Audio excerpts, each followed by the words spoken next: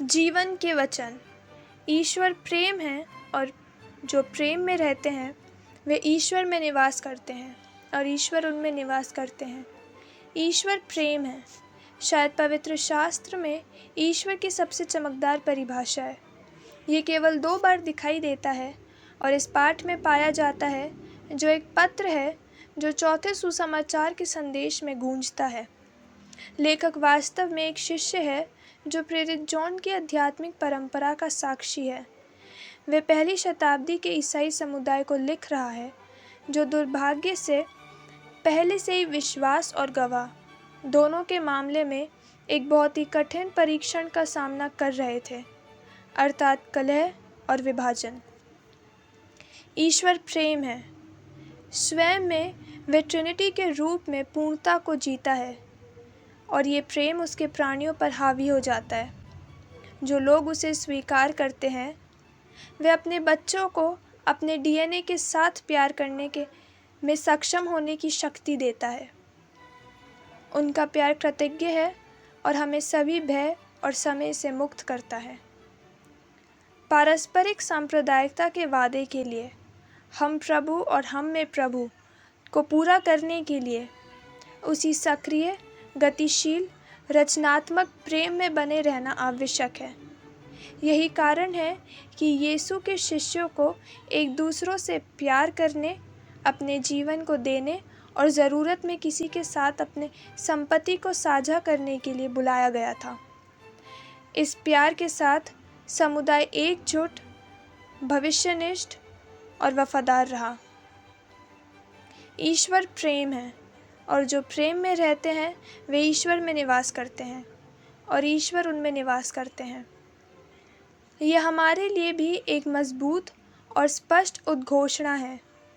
आजकल हम कभी कभी अप्रत्याशित घटनाओं से अभिभूत महसूस करते हैं, जिन्हें नियंत्रित करना मुश्किल है, जैसे महामारी या अन्य व्यक्तिगत या सामूहिक त्रासदी।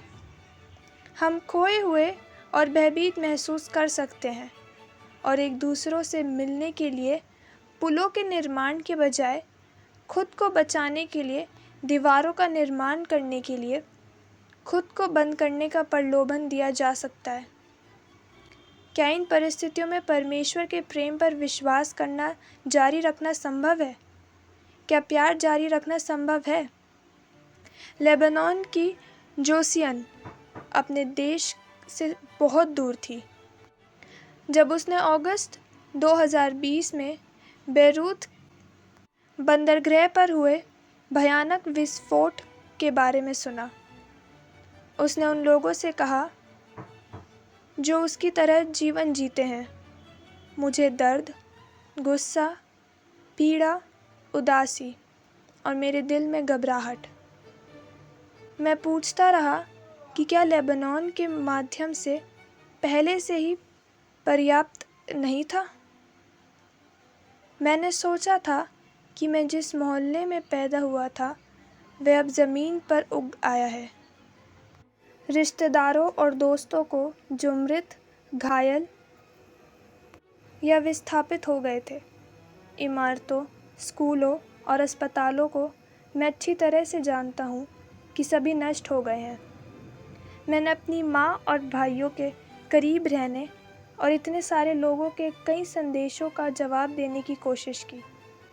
मैं उन्हें स्नेह, प्रार्थना और सबकी बात सुनकर समर्थन देना चाहता था, क्योंकि उन्होंने उस दुख की बात की थी जो खुल गया था। मैं विश्वास करना चाहता था और मुझे विश्वास है कि जो लोग पीड़ित हैं उनके साथ ये मुठभेड़ एक प्रेम के साथ जवाब देने के लिए एक कॉल है जिसे भगवान ने हमारे दिलों में रखा है। आंसू के बावजूद मैंने कई लेबनान के लोगों के कार्यों में एक प्रकाश की खोज की। ये अक्सर युवा पीढ़ी थी जो ऊपर उठती थी, चारों ओर देखती थी और ज़रूरतमंद लोगों को मदद करती थी।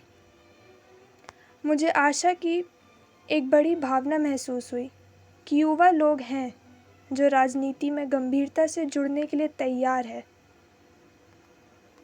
क्योंकि वे आश्वस्त हैं कि समाधान सच्चा संवाद का मार्ग है और हमें पता चलता है कि हम भाई बहन हैं।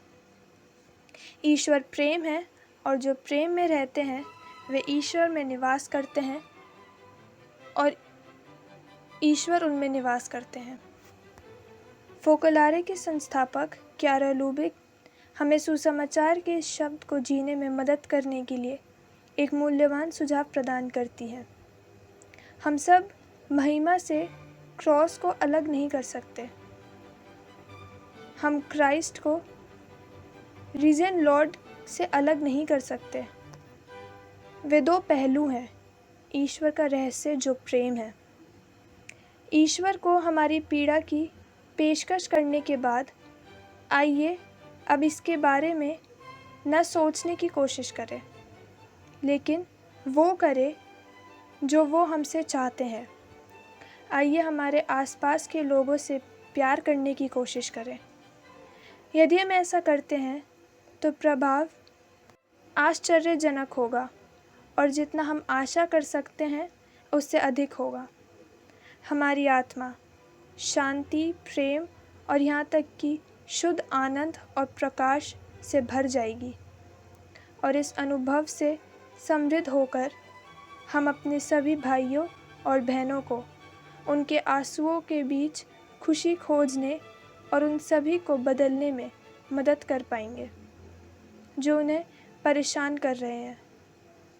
इस तरह हम कई लोगों के लिए खुशी के साधन बन जाएंगे, उस खुशी के साधन जिसके लिए हर इंसान दिल से तरसता है।